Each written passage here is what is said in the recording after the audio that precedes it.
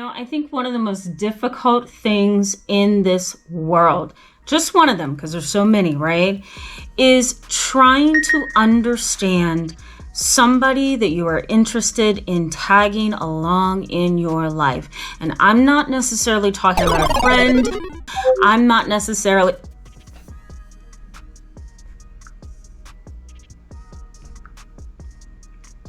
talking about somebody who would be a boyfriend, a girlfriend, or maybe even a marriage partner. It's difficult trying to figure out what to do in a situation where, you have to learn this person's moods and you have to learn their expectations, their behaviors, their way of thinking and navigating the world.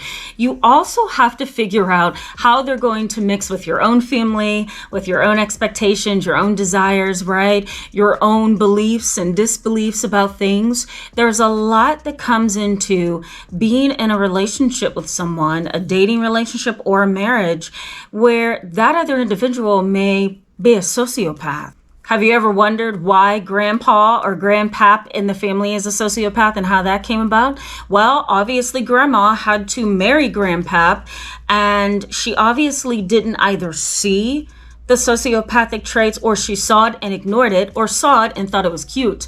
I've actually had, people that have consulted with me in the past say things like, I thought his glib and his charm was really cute, or I thought his cold way that he would talk to waitresses at our table was kind of cute. It was kind of endearing. It was kind of interesting.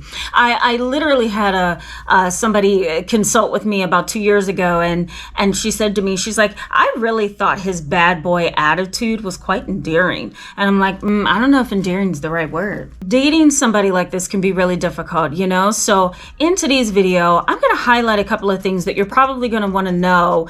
And if you notice a history or some kind of lineage of sociopaths within your own family, you really should be thinking about this, right? Because you're going to be dating someone, or maybe you are dating someone, or you're going to marry someone, or maybe you are, married to someone, and they seem cold and they seem callous and uncaring and unempathic, and the list goes on, right? And so it's good to really get a core understanding of what a sociopath actually looks like within a relationship.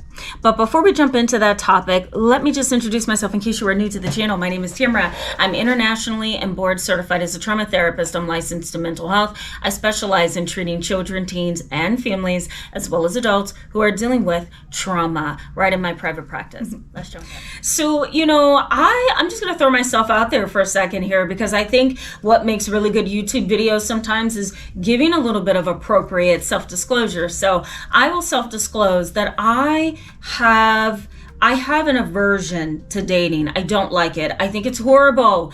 I want to get to know you. I want to take things slow. I want to mature and grow with you. And yet at the same time, I don't like the whole dating scene. I think it's horrific. If there's some kind of alternative to that, I'm going for it, right? Some kind of appropriate and healthy and respectful alternative, I'm going with that instead. I don't like it. But I will say, when I was in college, I was really a very focused young lady. I didn't date. I went to a university that didn't put up with that. You're going to get your information and you're going to learn and you're going to graduate, kind of a university. But I did date one person, and the moment I saw that he had sociopathic traits, let me tell you, I backed up so quick. I just didn't like what I saw. One side of the coin, he was a beautiful person, charming, interesting. He wasn't from the United States. He was everything I would have wanted. My mom liked him. He was respectful, right? But then on the other side of that, he wasn't. And I couldn't mesh the two. I couldn't understand, why are you this way here and that way there?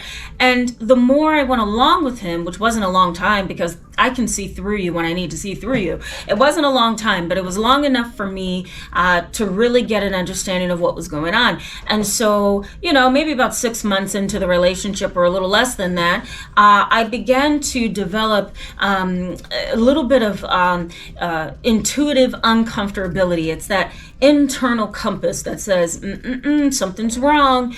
And, I call that my God center. I call that my clinical intuition because it's there to guide me, right? So I started getting a little bit uncomfortable at some of the things that I was observing and some of the ways that he would talk and some of the ways that he would refer to other people. But for me, I'm always rather cautious in the decisions that I'm making. And so I thought, I'm going to put the brakes on here because something's not right. And I noticed not only this cold, callous demeanor towards people in society, but it was also this cold, callous demeanor that was creeping in with me. I didn't understand at the time that usually a sociopath, once they let their guards down, or they let their guard down, if you will, they begin to show these sides to them that's just not okay. And do they do it intentionally? Sometimes, depending on how much of a creep this individual is, right? Because there are some sociopaths who laugh at death. There are sociopaths who laugh at other people's demise, right? There are sociopaths who love watching gore and murder, and they laugh and they find it hilarious, whereas most of us, would find that pretty disturbing, or we would stray away from that kind of stuff, or we would fit the social mode of what's appropriate, right? But for sociopath, that's not what's going on. And so, the cold, callous demeanor that I was observing was a clear sign to me that something wasn't right. And so I started to look. But I did make it very clear to him that we're not going to go any further because I don't like what I'm seeing in you. And this is more of a character pathology. Here's a definition of a character pathology, right? It's a little bit more of a pathological issue. This is not necessarily just you had a bad day today and this is how you are, or you're kind of edgy as a person and you like certain things. This was a persistent, consistent pattern over time that I was observing, and I didn't like it. My personal experience with this, and there's many more personal experiences, but we're not going to get into that in this video, and my professional experiences have both helped me understand what is going on at the core of a sociopath. So let me highlight a couple of things. Now, right here in this video, I talk about something that I've titled over time, The Road to Sociopathy. Now, let me just preface this by saying that the road to sociopathy can look very different for many people. This is just one route to sociopathy, and it starts with the diagnosis for young children of attention deficit hyperactivity disorder. Now, it could be combined with impulsivity and hyperactivity and inattention, or it could be ADHD inattentive type, meaning that they can't pay attention to anything for long periods of time. If you have a child or an individual with ADHD that hasn't been treated, they're going to find stimulation in other things. And so that sometimes can lead to moodiness and irritability and anger and disrespect, and the list goes on.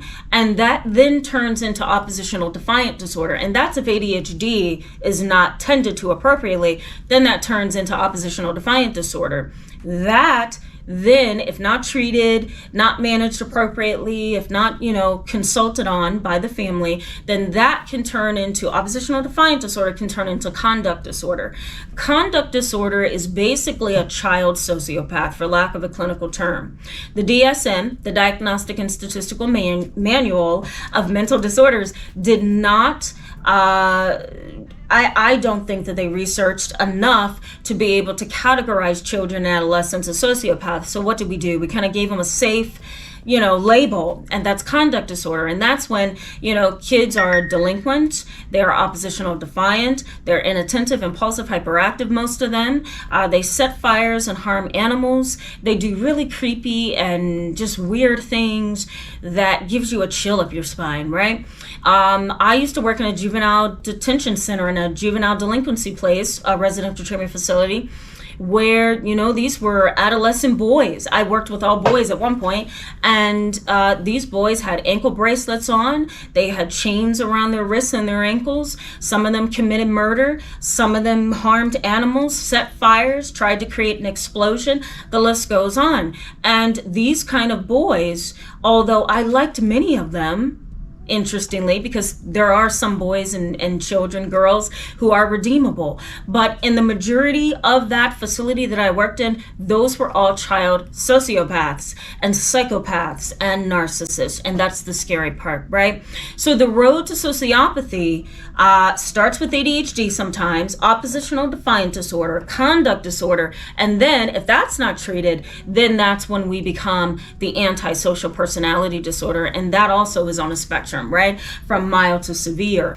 Now, let me say that if you're dating somebody or you are married to somebody who has sociopathic traits, keep in mind that they have absolutely no personal insight. So you may find it really difficult to relate to this individual or even to have them put themselves in your shoes or somebody else's shoes because they don't have that capability. Just think about it. Some people are humorous, some people are not, some people are talented, some people are not, some people are musicians, some people are not, right? There are some sociopaths who can sometimes put themselves in your shoes, but it's for an evil purpose. That's called a dark empath, and I talk about it right up here in this video.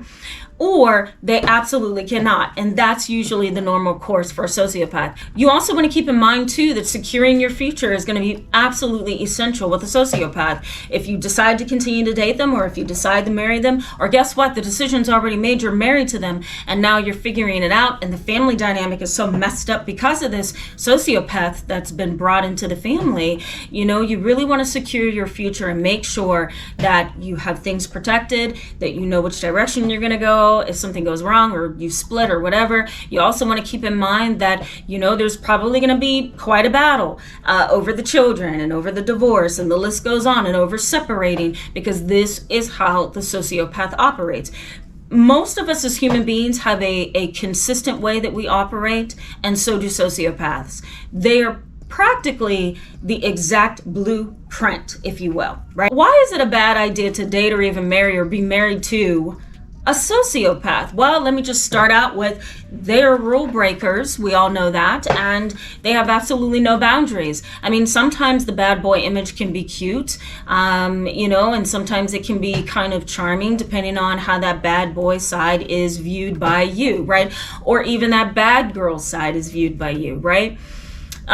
So I get that, but at the same time, you want to ask yourself, is it really worth it, right? Because one breaking of a small rule can turn into a big breaking of a big rule, and that is not okay. You also want to consider the boundaries. Most sociopaths don't care anything about your boundaries. You're not important to them.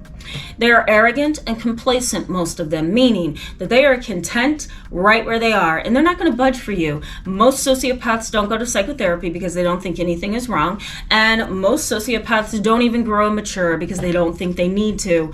They are arrived, right? They're arrived. And so why change if you're already arrived? They also desire relationships, but with a cost. So keep in mind that the sociopath may say, yeah, I like you, come on in, right? I find you attractive and appealing. Let's see if we can make something work. But then there's going to be a cost, right? It's going to be a cost to your freedom. It's going to be a cost to your finances, perhaps, a cost to your reputation. There's going to be something along the line that you're going to have to give in exchange for peace, or give in exchange to just continue that relationship and just act like nothing's happening, right? They also have a genetic predisposition to being a sociopath, so keep that in mind. That's essential, right? So we're not just talking about an individual who just behaves a certain way because they want to. A lot of times there's a genetic predisposition, and this is how sociopathic families are made, right? They end up marrying into a family, or they create a family, and then boom, you got a whole family of sociopaths. So keep that in mind, and you are going to get hurt. There's no way to really get that emotional connection, that deep relationship with a sociopath. You're never going to get it. Then there's no point of return, okay? Things are just going to get ugly and rocky from there. Now, in my situation, if we go back to the story I shared with you, this particular sociopath realized that I had a family around me that was really supportive. My mom, my grandmother, my older brother, my younger brother, and a lot of professors, and the list goes on. And they just kind of backed away from me, like, okay, if you say it's not going to be a go, I better listen to you. So that was a blessing, right? But for some people, it turns into this really ugly skating rink full of chaos and confusion and hurt and pain. And so keep that in mind, that, pulling away from a sociopath may not be so easy.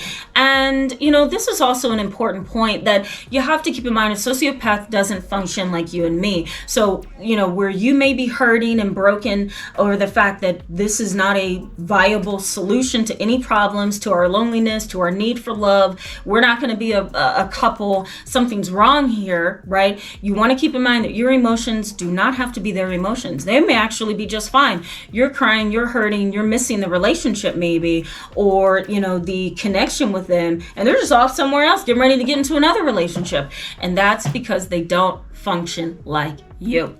Dealing with a sociopath is quite an interesting endeavor, and I often suggest that while you are in a relationship with a sociopath, especially within your family and your marriage, that it's important to do the research, get some knowledge, become educated about what's going on, because once you pull out that plug, right, or you remove that carpet and you start addressing that sociopath and you start pointing things out and you start complaining about things, things are going to change, and sometimes for the worst. Thank you so much for being with me in this video today, guys. Go ahead and hit that subscribe button and that bell button if you want to stick around and get more videos like this. This is a pre-recorded video. I'm actually on vacation right now, but I will see you guys in the new year. I will see you soon. Hope you're having a peaceful time of reflection. I'll see you soon. Bye-bye.